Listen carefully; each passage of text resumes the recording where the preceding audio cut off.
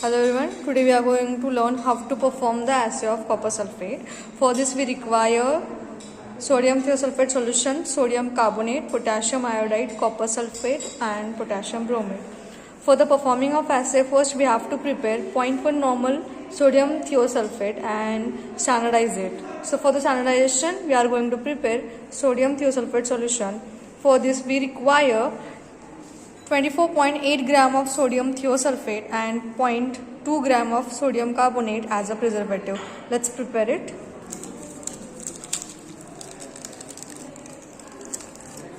First add 24.8 gram of sodium thiosulfate into a beaker.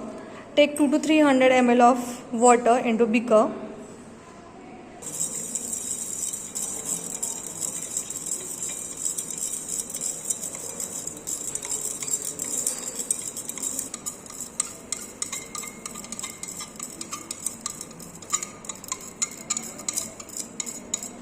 You can see this total sodium thiosulfate has been dissolved now. Now we are going to add 0.2 gram of sodium carbonate as a preservative. Now pour it into flask and make up the volume up to 1000 ml.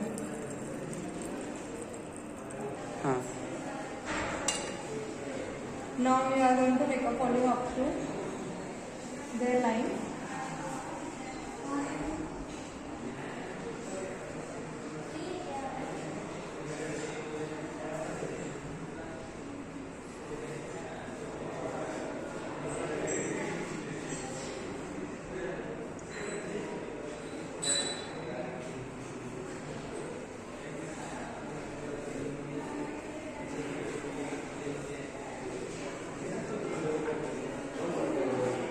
While we prepare a solution, always you have to check the line.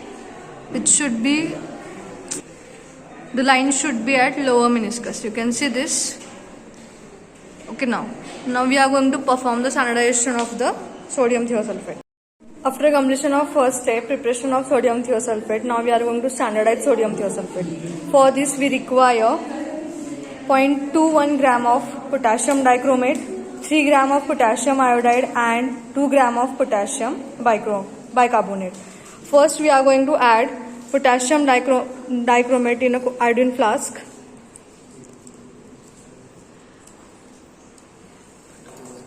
Then we are going to dissolve it in a 100 ml distilled water.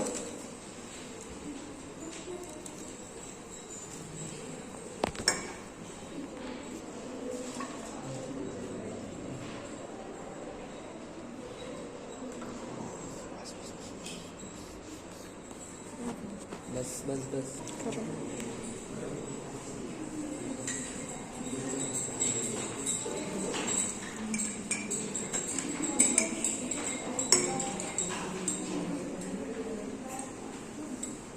Okay, now stir it.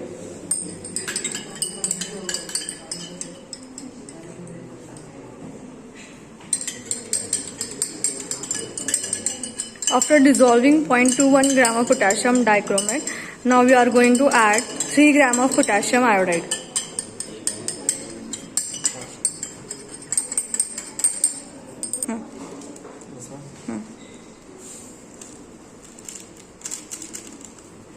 And then add again 2 gram of sodium bicarbonate.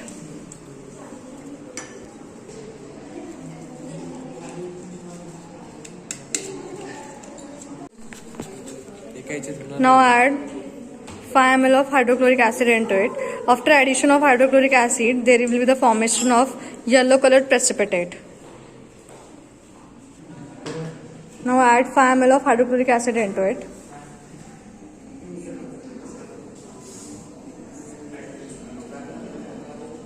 Now you can see there is a formation of yellow color precipitate.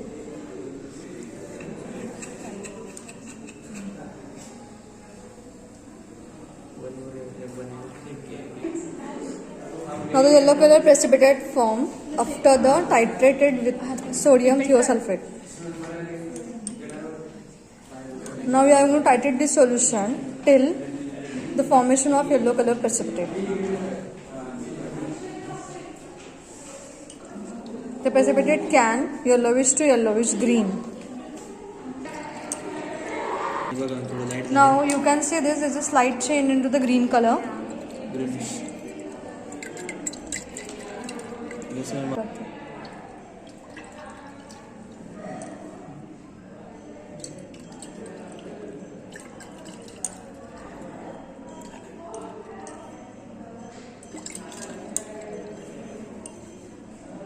Now you can see this. The color had changed from red color to yellow.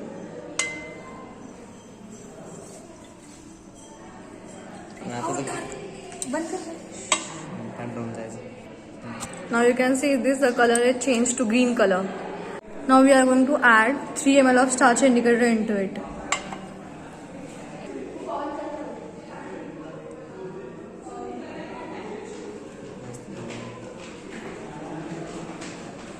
We are going to titrate up to this color will disappear. Now you can see this, there is a formation of blue color after adding of the starch.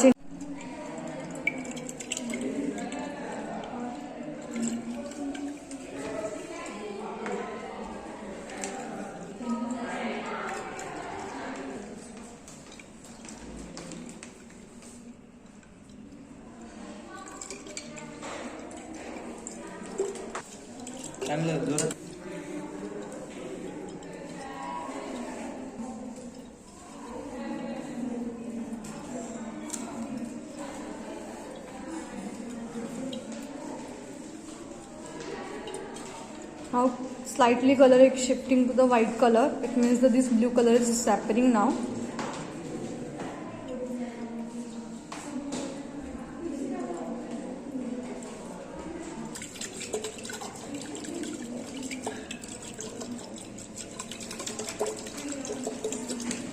You can see this, the color is disappeared now. Take the reading and use it into the standardization formula and calculate the normality. After performing the standardization of the sodium thiosulfate, now we are going to perform the next step, that assay of the copper sulfate. Now after calculation, it concludes that the normality of sodium thiosulfate is 0.1 normal. Now we can use this sodium thiosulfate for the assay.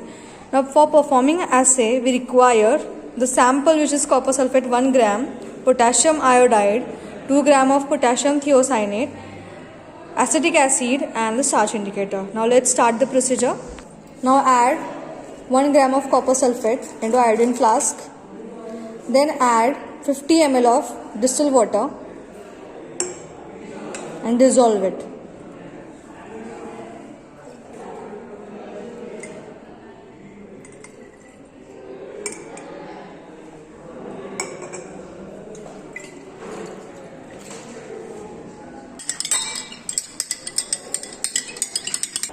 Now we are going to add potassium iodide into it. It's an redox type of titration. Iodine is considered as an oxidizing agent and sodium thiosulfate it will consider as a reducing agent. So when copper sulfate is going to react with the potassium iodide, there is a formation of copper iodide. And after there is a liberation of iodine, and that liberated iodine we are going to titrate with the sodium thiosulfate.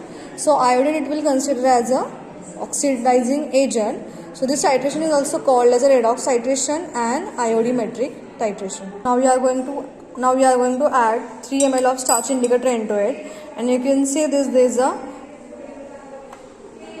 change color, yellow color into the blue color.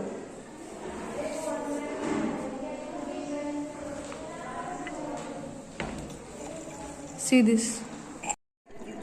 Now you can see this, the yellow color precipitate or the bluish color solution has turned into whitish shade, and we have to titrate it till the white or flesh white color, like egg white.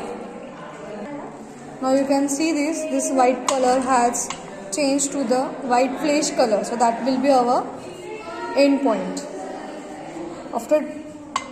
Now we are going to calculate the normality of sodium thiosulfate. For this the formula is, we have to take potassium dichromate in a mg divided by 49.04 into the volume consumed by the sodium thiosulfate. So the potassium dichromate we have taken is a 21 gram. We have to convert into mg, that is 2110 mg. Now let's do the calculation. 210 divided by 49.04, and the volume which we have consumed is 43 ml. So after calculating this, the value will become 0.1 normal. So it's proved that a normality of sodium thiosulfate is 0.1. Now at the factor calculation, we have taken copper sulfate pentahydrate. The molecular weight is 249.7 gram. By doing the calculation, 1000 ml of 1 normal of sodium thiosulfate is equal to the molecular weight of the copper sulfate. So 1000 ml of 1 normal of sodium thiosulfate is equal to 249.7 gram. So we have to calculate it for the each ml of 0.1 normal of sodium thiosulfate.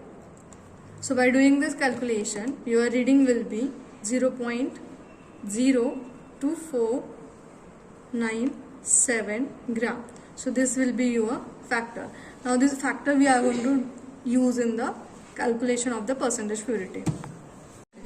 Now we are going to calculate the percentage purity. In the percentage purity, the formula is you have to take the factor which we have calculated, that is the 0.02497 or the 0.02497. Next we have to multiply it with the volume consumed by the sodium thiosulfate, which one is the 40 ml into 100 divided by the weight of the sample of the copper sulfate. So factor is 0.02497 into the volume consumed is 40 ml into 100 divided by the weight of sample is 1 gram. The calculated percentage purity will come 99.8%. So that is our percentage purity.